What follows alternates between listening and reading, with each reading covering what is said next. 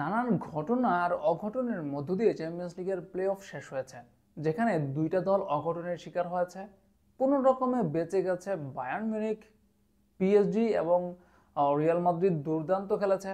Manchester সিটির যে খারাপ পারফরমেন্সের যে ধারাবাহিকতা সেটা অব্যাহত ছিল।